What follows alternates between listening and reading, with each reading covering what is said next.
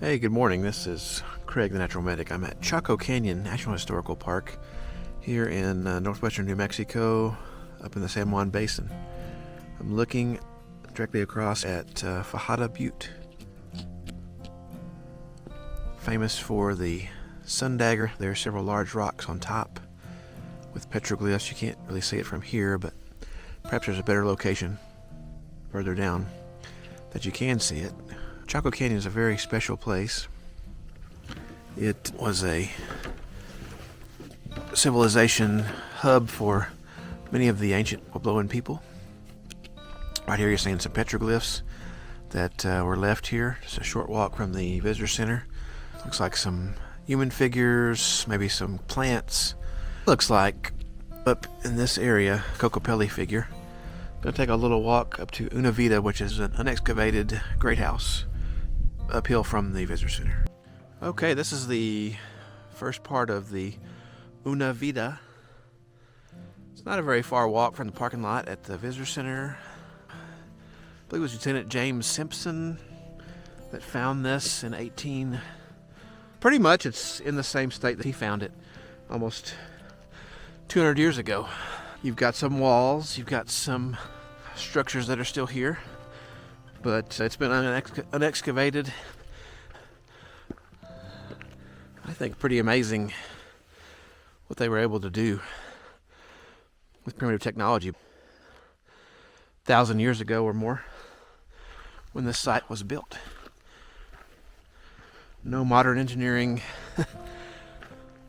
tools or anything of that nature. Yet they were able to build these things that have stood up, and we have buildings that we build in modern times that don't last as long. One thing they definitely emphasized here was to stay on the trail and not go past closed signs because of damage to the resources, so please do that. On this trail there are some more petroglyphs. You can definitely see the detail they put into these things. Let me zoom in a little bit. Up at the top you have some type of four-legged creature with ears. Might have been a rabbit, not sure. And then right below it you have a number of four-legged larger creatures, which I'm not really sure what those are. And then over to the left of that you have a figure with a sun or a shield. You have birds of different signs, some type of square. Those are lions. And then up above that you have a couple of figures. They're faint and hard to see, but they have a handprint. Got some very faint ones right here. One looks like a humanoid type figure. There's another humanoid looking figure maybe right there, straight ahead. And then there's more right over here on this rock face up there. Let's get a little closer. They're far up there, but let's try to zoom in a little bit. The one down here at the bottom looks like there's some lizards up top here, some more humanoid figures. Very cool. Coming back down from where the petroglyphs are, you can see the walls, Fajada Butte, the visitor center in the distance. Very cool. One of the things that Chaco is known for is the buildings that were built by the native people are aligned with the moon and the sun. It is an international dark sky park. There actually is a domed observatory that was donated out here when they do star programs. Love to check that out sometime. The first stop here is Hongopavi, which was a Chacoan great house occupied 1000 to 1250. They want you to stay on the trails, don't get on the walls, don't collect, and no pets. Let's check it out. Yeah, you can see the walls and the structures here. Very cool. It's interesting that this structure recessed somewhat into the hillside over here, if you look at that. But there's several vent holes.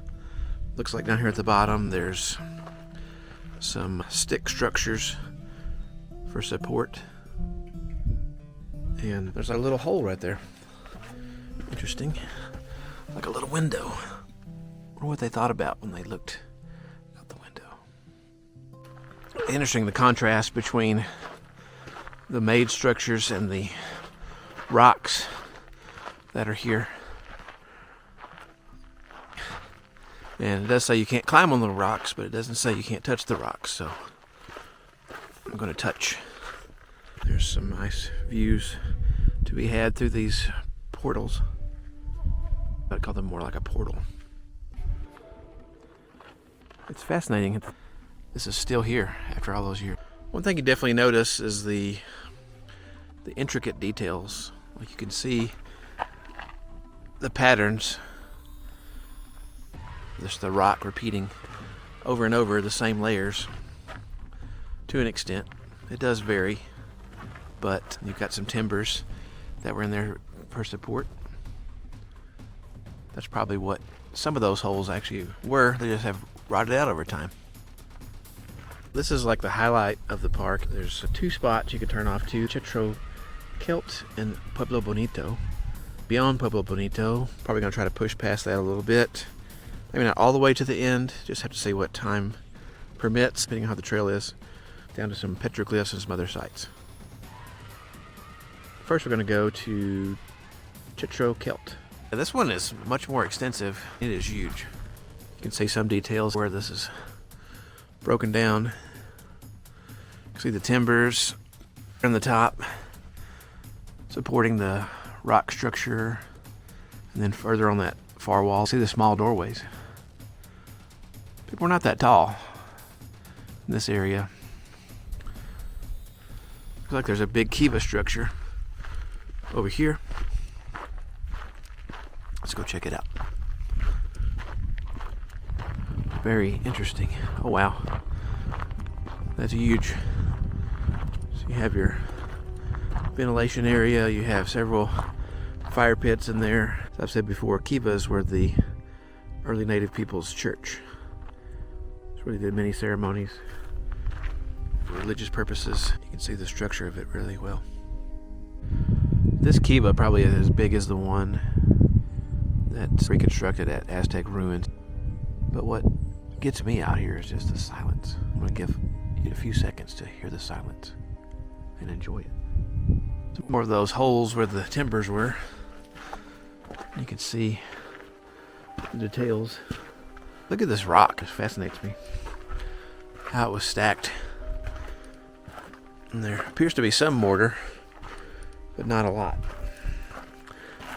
So, pretty amazing. I'm sitting right in front of this big wall, but if you look over here, there's some kind of holes in the rock, and they look to be in a uniform manner. I don't know what that is. There's some more of them over there. Some glyphs on the rock right here. It's like some more humanoid figures, maybe some lizards. Toward the upper part of the panel. Can't really make out a whole lot of other ones without crossing the rope. This man has jazz hands. Looks like there's a little figure of some sort right there by his left foot, but I'm not really sure what that is. Cannot make it out. I don't see any other glyphs close by right here. Hopefully you can make that out. To me it looks, there's a couple different ones. There is a caterpillar, or maybe a centipede or millipede, and it looks like some bird feet. There's a wavy line. Oh, and over here to the side, look at this. There are some figures right there. Interesting. Now we're closer to Pueblo Bonito, which I guess the actual Spanish translation would be beautiful house. Very interesting. There's a ton of rockfall here. When I get over here where I can show you better, it's definitely prominent in this location. These huge cliffs over here. That's interesting. So we're looking at Pueblo Bonito from the top view. They call this the heart of the park. You can see from the illustrations here, the structures increased over time. It took hundreds of years between the different construction periods. 830. They started in 830 and they ended up finishing around 1250 AD. Much like the great cathedrals and palaces of Europe and the pyramids of Egypt and Mesoamerica, Pueblo Bonito was planned, designed, constructed by a succession of people over centuries, maintaining the unique form and structure that continues to inspire us thousands of years later. The fact that we are able to enjoy it today is pretty amazing. I'd probably compare this to a shopping mall-sized building, but it was built completely by years of hard labor and primitive construction. No modern tools, no modern design elements. I think that's pretty amazing. They started an accommodation for these doorways. They're very short. People were very short back then. They were average 5 foot, 5'2", somewhere around there, I believe. And ducking through that as about a 6 foot person, hard. Yeah, you can see where I came through, just a very small opening. What I'm turning your attention to is up here. A while ago was that panel with the heart of Chaco. That's an old rock fall that fell in the 1940s. Off of this face here, it fell and demolished some structures and created a pretty big mess. As you can imagine, those temperature extremes are pretty wide-ranging here. It's end of January and it's cold. It's been down at night in the single digits, and even a couple days it was below zero. Over time, what that does to the rocks, and then in the summertime you have heat. Still pretty amazing how all this stuff is still standing. Of course, it looked much grander in its other days. It's just like multi-level apartments built with primitive technology. It's mind-blowing. There's a cemetery with a couple of graves here. It says Richard G. Wetherill died June 22nd, 1910. And then there's Richard and Marietta right next to that. So maybe his wife is in there with him. Perhaps they were landowners prior to this being a national park or national monument. Interesting. Now here's another view of the cemetery. There's actually 3 graves, or 3 markers. Interesting spot they chose. Right below these cliffs. Herein lies our answer. Richard Wetherill. He was a controversial figure. He started excavating here, came from Mesa Verde area in 1896, working with the American Museum of Natural History. His excavating practices, equal to many professionals of the day, were soon criticized. Complaints from archaeologists and universities halted his activities. The creation of our nation's first law protecting antiquities. He turned to ranching, operated trading posts, had a mixed relationship with the Navajo people. In the cemetery, Marietta Wetherill, Grace Etesy, C.A., and Ramona Griffin, several local Navajo people unidentified, as was the custom. Further down the trail past Pueblo Bonito, it's called Kletso. And it's more of a compact site. It's not as big as Pueblo Bonito. The other changes, the size of the stones, the ones over there, Pueblo Bonito, which happened earlier, were smaller stones overall with smaller stones in between. Because these are pretty much consistent sized stones. If you look at the area here, pretty neat. They definitely learned some of this from their northern neighbors in the Mesa Verde area. So going past Pueblo Bonita, and there are petroglyphs on the side of the trail. Lots of interesting designs. There's like some animals, some different shapes. Very cool. Well, there's some more petroglyphs along this trail past Pueblo Bonito, but they might be hard to see. Hopefully you can see those. There's some on the edge of the cliff face. Maybe in the past that was easier to get up to. I don't see how you get up to that now. Looks like a little warrior or deity, bighorn sheep, and a person with rabbit ears. Okay. Looks like I got some surveyors on this. Looks like they came out in 1911, November 2nd, 1911 U.S. survey. W.B. Grigsby, Washington, D.C. J.P. Pohl in Moriarty, New Mexico, U.S. survey. Got some more glyphs here. Some of those wavy lines, which I think indicated a direction of travel. according to my little book. We got some more humanoid type figures here. You have near historic sections over the top of some of these native ones. K.E. Wingfield, Lolo, I'm not sure who else is up there. A couple messages. And then at the bottom you have all these different native petroglyphs. It's ironic that he was here to survey the park and yet he marked on the rock. Some more petroglyphs here. A lot of humanoid figures, some animals for good measure. And mixed in with some more modern graffiti. Interesting one right there, that big one with the cross on the top of its head. And you got Jose Lolo up there. Thanks, Jose. We appreciate your contribution. Yeah, I was more interested in seeing the glyphs here. You can keep going to Supernova at 1.2 miles. Penasco Blanco, 2 miles. Just finished the Petroglyph Trail. Actually going to head back to the parking lot because it's getting dark and you got to be off the trail and out of the park by 5. I know it's hard to see, but way out there in the distance, there is a herd of elk. These elk are descendants from individuals that wandered in about 2000 into the park. About 20 individual animals. Here they are. Pretty cool. Didn't think we'd see them.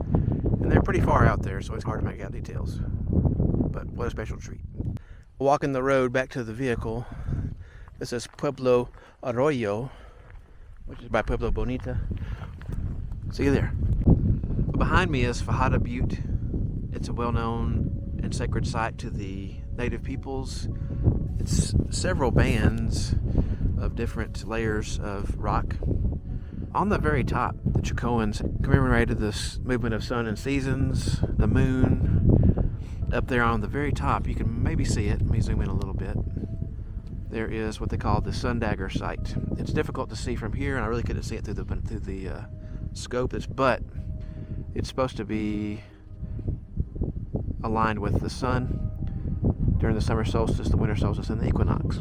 It's interesting how much time they spent. I mean, they spent hundreds of years here developing this site into the great houses, doing all of the things that they did to align it, and then they abandoned it. Why did they abandon it? Why did they leave it? What do you think about that? If you have an answer to that, leave it in the comments below. Make sure to like this video, give it a thumbs up. If you want to see more videos like this, that helps me out in getting my information out to more people on YouTube. I thank you for traveling along with me to Chaco Canyon. I hope to see you on the trail. Thanks so much.